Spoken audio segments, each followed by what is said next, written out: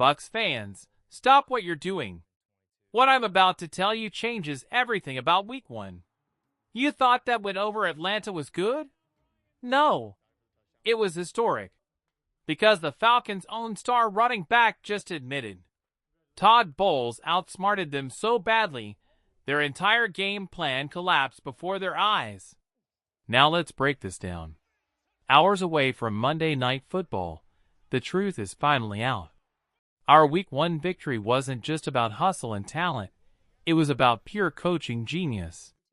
Bucs Nation just got proof that Todd Bowles didn't only beat Atlanta, he embarrassed them with defensive looks they had never seen before.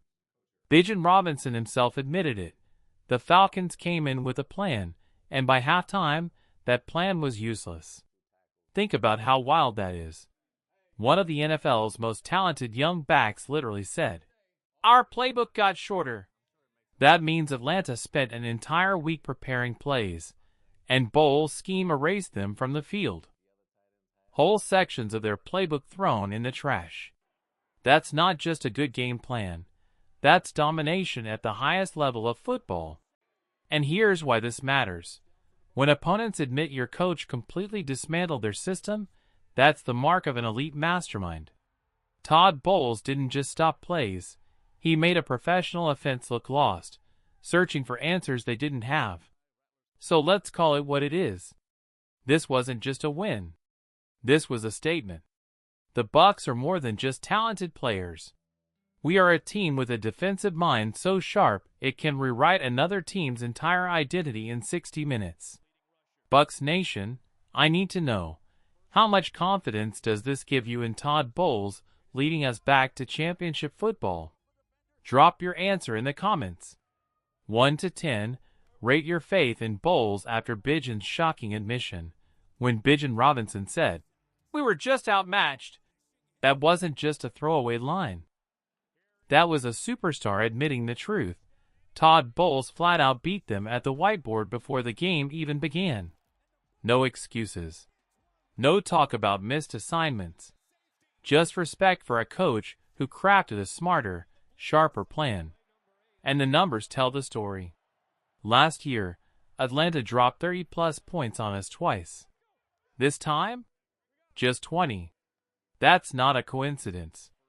That's a coach learning from failure, adjusting, and coming back with a defense that turned one of the NFL's most explosive offenses into a frustrated, reactive mess. This is the kind of validation Bowles has deserved for years. Media praise is one thing, but when a rival star comes out and admits, "Yeah, they had us beat mentally," that's different. That's power. That's fear. And heading into Monday Night Football, you can bet C.J. Stroud and the Texans are watching this closely. They now know they're facing a defensive coordinator who can erase your best plays before you even run them. And if you've ever wondered how Bowles earns that respect across the league, it's moments like this. His defenses don't just line up and play hard. They hit you with looks you've never seen. They force you into desperation mode, scrambling for backup plays while your whole game plan falls apart. That's how you flip the script, by making them play catch-up instead of you. But before we look forward, Bucs Nation got a little gift from the past, a moment of pure nostalgia. Tom Brady and Rob Gronkowski, side by side again on Fox Sports. And what did they do? Of course, they connected on a picture-perfect pass, like it was 2020 all over again. Brady, even at 48, dropped a spiral that looked straight out of our Super Bowl run. Gronk snagged it with that same goofy grin that brought us so many unforgettable memories. For a second, time stopped. The same duo that gave Tampa Bay its most magical season reminded us exactly why their names will forever echo in Buccaneers history. Even in suits and on TV, their chemistry is undeniable. Two legends forever tied to the glory they built in red and pewter. Bucs fans, what's your all-time favorite Brady to Gronk memory in Tampa Bay? Drop it in the comments. Let's relive those championship vibes together. When Rob Gronkowski came out of retirement to join Tom Brady in 2020, it wasn't just a reunion, it was destiny. Together, they carried Tampa Bay to its second Super Bowl championship, crushing the Kansas City Chiefs 31-9. That night, the Brady-Gronk connection didn't just score points, it etched itself into Buccaneers history forever. What Brady accomplished in Tampa was beyond remarkable. At 44 years old, he didn't slow down. He led the NFL in passing yards with 5,316 and tossed 43 touchdowns. Think about that. At an age when most players are long gone, Brady was still torching defenses and dominating the league. And at 45, he added nearly 4,700 yards and 25 more touchdowns, proving his greatness had no expiration date. Gronk, meanwhile, walked away in 2021 at just 32 years old, but not before stacking 4 Super Bowl rings with Brady, 3 in New England and 1 in Tampa Bay. Their chemistry was unlike anything football has ever seen. Quarterback and tight end moving as one. Timing that couldn't be taught. Trust that couldn't be broken. Even now, years later, we see them on TV, joking around and connecting on passes like nothing has changed. It's more than nostalgia. It's a reminder of the bond they built through battles, championships, and unforgettable moments. For Bucs fans, watching those clips sparks memories of that magical 2020 season when everything fell into place. Brady's leadership. Gronk's big play energy. A city rallying behind its team on the way to glory. Even today, as broadcasters, their partnership keeps fans connected, the jokes, the insight, the chemistry. They're not just ex-teammates. They're brothers. And yes, when Brady joked about suiting up again, we all laughed. But it also made us pause, remembering just how much he gave this franchise in such a short time. The wins, the toughness, the belief that Tampa Bay could stand at the very top. Those memories will never fade. But now, Bucs Nation turns to the present, and to a player who represents our future. Todd Bowles just gave an update on wide receiver Jalen McMillan, and it's one fans have been waiting for. Bowles was cautious but clear. McMillan's timetable hasn't changed. He's expected back after the Week 9 bye, still recovering from that neck strain suffered in the preseason.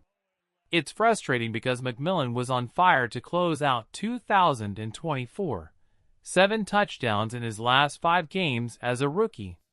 He was ready to explode in 2025. But Bowles and this organization aren't rushing it. Just like we've seen with Chris Godwin and Tristan Wirfs, the focus is long-term health, not short-term desperation. And the good news? Bowles sees McMillan every day. He says the young receiver is doing fine. That means no setbacks. No hidden bad news. Just a slow, steady road to recovery, and the hope that when he returns, he'll pick up right where he left off, as one of the most dangerous young weapons in the NFC. Bucs fans, how big of an impact will Jalen McMillan make when he returns? Drop your predictions in the comments. Neck injuries aren't like a sprained ankle or a sore hamstring. They're serious, they're dangerous, and they demand patience. That's why the Bucs are being so cautious with Jalen McMillan. His recovery has to be handled with extreme care. And while we wait, the pressure is now on Amichi Egbuka and Trayvon T.Z. Johnson to step up and fill the void immediately. This is their chance to prove they can carry the load until McMillan is ready. But here's the silver lining, Bucs fans. The timing of his return could be absolutely perfect. If McMillan comes back right after the Week 9 bye, that means he'll be fresh, rested, and ready for the most important part of the season. Imagine adding a dynamic receiver like him just as we're pushing for a playoff spot. That's not just good timing, that's championship timing. Coach Bowles was brutally honest when he said all he can do is watch McMillan walking the halls. That tells us where we are in the recovery process, early stages, slow steps. Physical football activities are still weeks away. And you know what? That's okay. Because the Bucs have learned their lesson. Don't rush greatness back too soon. Patience now could mean domination later. We've seen it before. This organization handled Chris Godwin with care. They managed Tristan Wirfs the same way. And now, with McMillan, they're protecting a player who could be a cornerstone for years. It's frustrating to wait, sure, but this is about the long game, not just 1 or 2 early season wins. And that's what makes this moment so fascinating. Right now, we're seeing 3 sides of what makes an NFL team special. Elite coaching, with Bowles outsmarting opponents like Atlanta. Championship legacy, with Brady and Gronk reminding us of the glory days. Smart management, protecting young talent like McMillan for the battles that truly matter. This is the full picture of what it takes to win in the NFL. It's not just X's and O's. It's strategy, history, patience, and timing all coming together. So tell me, Bucs Nation, do you trust Bowles' defensive genius to give us an edge in Monday Night Football? And do you agree with a cautious approach to McMillan, even if it means waiting longer to see him back on the field? Drop your thoughts in the comments. I want to know how confident you are in this team's direction.